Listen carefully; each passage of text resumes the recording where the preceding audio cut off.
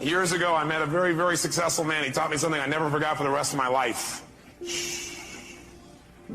He said, Tony, whatever you do in your life, whenever you find you're going to go someplace where there's some great ideas and great resources, he said, always make sure you take a pen and paper. He said, because what you want to do is you want to be able to capture those ideas and cement them to paper so you can review them in the future.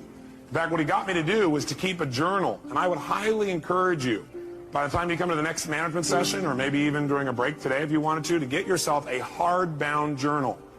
Hardbound journal meaning not a loose leaf. And you can get those in all kinds of stationery stores, some religious bookstores. And the bottom line is, if you keep a journal, you don't even write it every day, but when you get thoughts or ideas, you capture it there. You can't believe what'll happen. You'll start to accumulate a wealth of knowledge and ability and skills and resources that not only will help you, but you can help other people as well. I've been keeping journals myself now for about a dozen years. And I go back and review my life, and it has two real values, I think. One is, it gives you a chance to really see how much you've grown. Because how many of you have kids? I'm curious. How many of you have somebody come up and say, boy, your kid's really grown? You go, really? Because you're so close to them, you don't notice it as much. How many have found that to be true? Guess what? It's even worse with yourself. Sometimes we don't give ourselves credit for the amount that we're growing, but I'll tell you one thing, if you keep a journal, it won't be hard to see how much you're growing.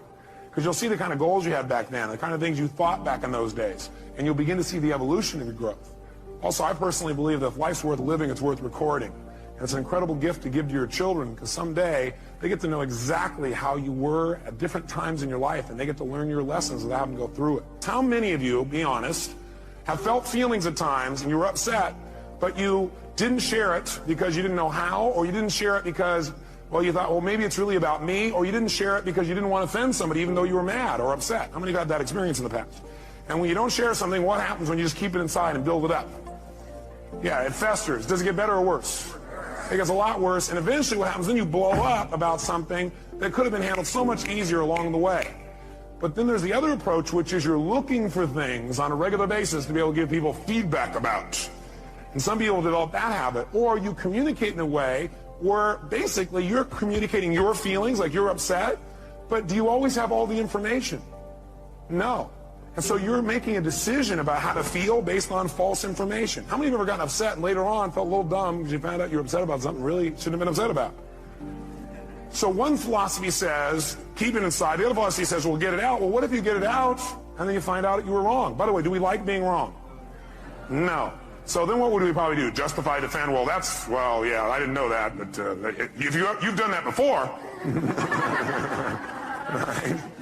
And that does not make a relationship work. Plus, that person gets upset. It's kind of like, anybody ever come up to you and say, why are you upset? And you go, I'm not upset. You go, no, yeah, you are. No, I'm not. Yes, you are. Well, I'm getting upset. Okay, that also happens unless we're really clear. So what we're really going to do is we're going to start our whole basis of studying of communication to remember one thing, and write this in your notes if you would, and that is the quality of your life is directly related to the quality of your communication. Period. Now, pretty basic idea, nothing earth-shattering, but I'm here to tell you that's your entire life comes down to this. The quality of your entire life comes down to the quality of how you communicate. With whom? The quality of your life starts with the quality of how you communicate to yourself. That's where it all starts. How you feel is not based on the environment. Is it based like how you feel? Is that determined based on like whether you have lots of money? Yes or no? All of our suffering as human beings. I deal with people all the time.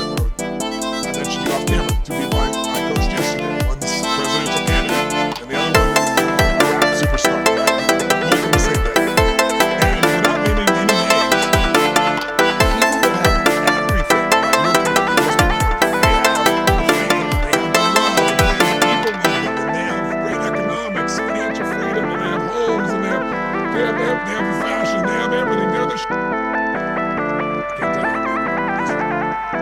the majority are miserable. I'm not bullshit. I don't want to get the phone call from the vast majority. When I say miserable, they're so used to it, some of them don't even realize they're miserable, but most do.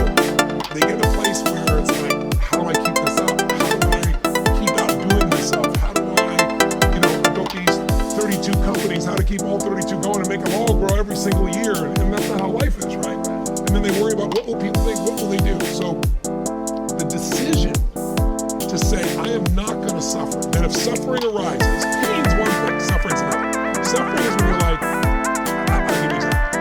A friend of mine is a very famous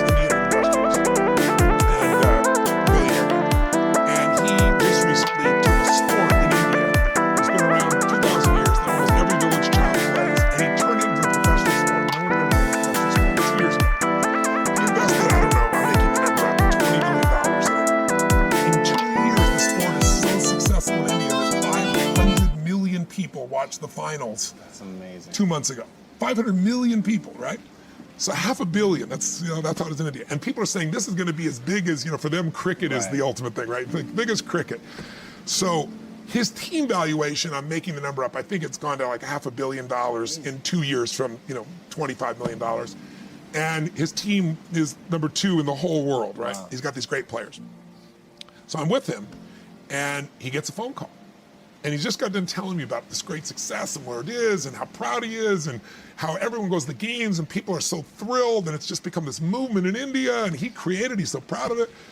And he gets this phone call, and the phone call is from his management team telling him that one of his competitors has just offered 4 times as much money as he was offering to his top 3 athletes who are the core of his whole team. And of course they all took them, right? And he was so angry. He was like, I can't even believe this. These guys were working in shops, and I brought them here, and I made them a star on national television, and they have no loyalty to me. And he's suffering.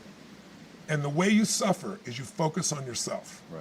Suffering comes when we obsess about ourselves, what we're getting or not getting, what we should have done, what others should have done for us. It's the me, me, me, me, me game. You, my dear friend, and I say this with no blowing smoke, your primary core is a giver, which is why you're prospering. You're not the me, me, me. You're like, how do I give more, do more, share more, create more? How do we do a better job for our clients? How do we do a better job for our internal customers who work with us, our partners? Your entire life is that. It's why you're prospering. And you're not feeling suffering. But when you do suffer, and I promise you do, you correct me if I'm wrong, it'll because you're worrying about something in the future. How's this going to happen? Will this come together? Suffering can be worry, it can be anger, it can be frustration. It's anything that takes you out of a beautiful state. And here's what people don't get. You can end suffering by stop focusing on yourself and focus on something you want to serve greater than yourself. Your children, your wife, your mission, your life. You can get out of it in an instant because the nature of the human mind is to constantly compare things. Your mind, your brain is a 2 million year old device, and it is not designed to make you happy. It's designed to make you survive. Ordinary just simply isn't enough. Ordinary is when you want to become average and to fit in. But to get to extraordinary, what you do is you have to consult the invisible place within yourself. And this is called your soul. And your soul, well, I jotted down a few words about the soul based on a lecture I heard from a great teacher of mine who lived in Bulgaria. He was an initiatic science teacher. And his lecture was very profound. And I wrote these words after listening to one of his recorded lectures. He said the ideal of the soul, the thing it asks for is neither knowledge, nor life, nor happiness. The ideal of the soul is space, immensity. The one thing your soul needs is to be free. Free to expand and reach out and to embrace the infinite. Yes, the ideal of the soul is infinity. It is miserable when it is circumscribed and restricted. It is a fragment of the universal soul, which is infinite. That's what I speak about here in this program. The need to move beyond just fitting in. The need to move past being circumscribed. The soul does not like when you get fenced in, when it is told what to do, when it's told it has limitations, when it's told it can't become that. And so many of us go through our life with these enormous limitations that we've placed upon ourselves that have been handed to us from the time that we were little boys and little girls. If you would like to accomplish something, you must first expect it of yourself. And my question to you is, what do you expect of yourself? Do you expect to be able to perform miracles, to attract into your life the kind of prosperity that you are entitled to? Do you expect that you can manifest the kind of relationships that you would like? In order to be able to have these kinds of expectations for yourself, you have to make a dramatic change, a dramatic shift. You must change what's possible for you and what you believe is possible for you. But the question becomes, who am I? I've been teaching philosophy for 40 years now, either at the high school level or junior high school level or university level, graduate school, and now in stages all over the world and in front of audiences such as this, watching at home and here this evening. Who are you? And what is real? My teacher in India, his name was Nisargadatta Maharaj. He was asked the question, Swami, what is real? Master, what is real? And his response was, that is real, which never changes. So what part of you is real by that definition? Who are you that never changes? So-called unhappiness is also a childish way of trying to change things by being as unhappy as you can about them. And the underlying unconscious or semi-conscious assumption is, if I'm really unhappy, somebody, perhaps God, is going to do something about it, or I'm going to prove him wrong. I'm going to show him how dreadful it is, and then finally, this is an unconscious assumption behind the unhappiness, because you believe, if you're habitually and frequently unhappy, you believe that it has a purpose. It's an underlying assumption. Perhaps you wouldn't verbalize it in that way, but you believe that it works for you.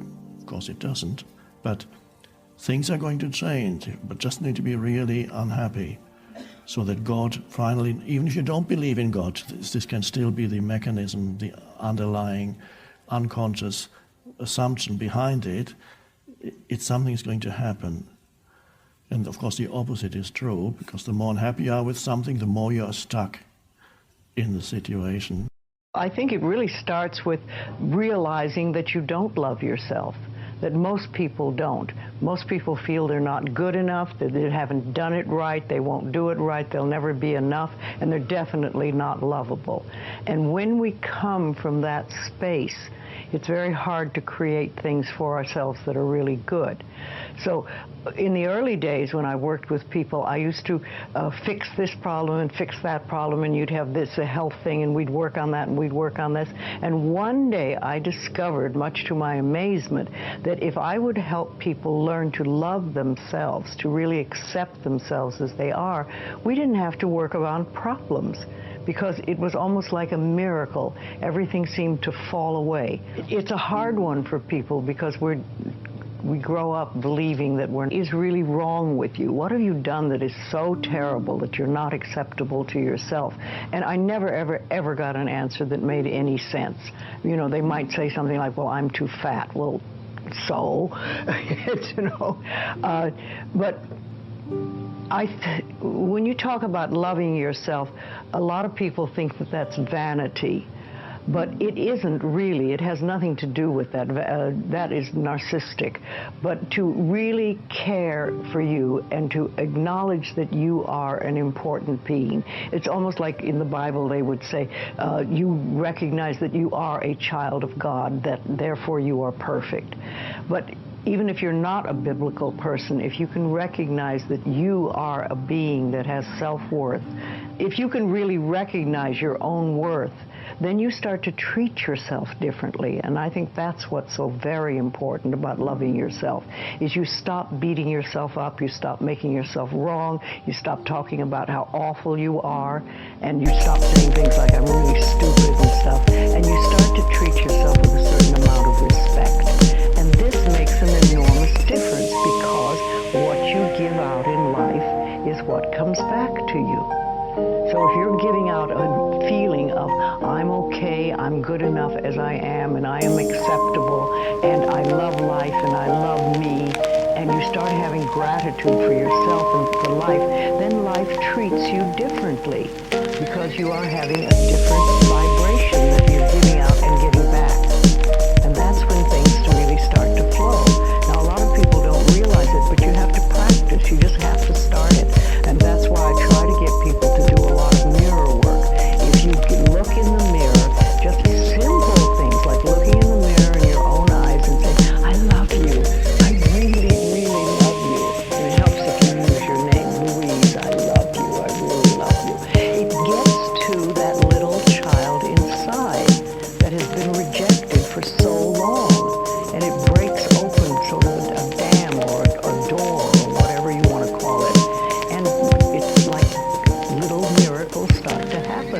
lots of little good things happen.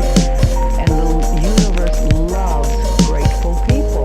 The more grateful you are, the more you get to be grateful about. If we do not do what we cannot do, there's no issue. If we do not do what we can do, we are a disaster. So, I'm saying, please are as joyful as you were 5 years ago. At 35, 40, if you are not as joyful and as exuberant as a 5-year-old boy or girl that you were, obviously you're a disaster because you're not even square one. That was square one of your life when nothing was in your control, all right? You're not even in square one, you sunk deeper. That's a disastrous life. We all get to decide what our values are, what our belief system is, what our rules in life are, the code of ethics that we live by. Those are all decisions that people mistake for empirical truth. But if you want to know how just unempirically true it is, look across all societies, they don't share it.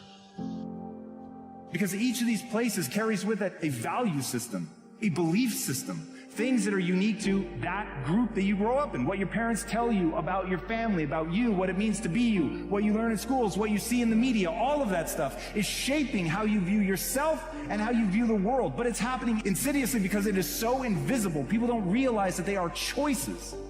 Now, once you reframe all of this as you, and thusly get a different result, everything changes. Question of what do you stand for? And I will say this, you're nothing if you're not the truth. Substance through your service, your offering of your whole self. You're always reaching out, so to speak, internally to the next, yet never quite here, always looking for some fulfillment there, so you can never embrace the fullness of now. If you don't fix yourself with limited identities, if you do not compare yourself with anything, if you explore and not see, if you want this tree to grow to its fullest thing, that's why I said not the root. If you count the fruits, maybe that tree is bearing more fruit than this one.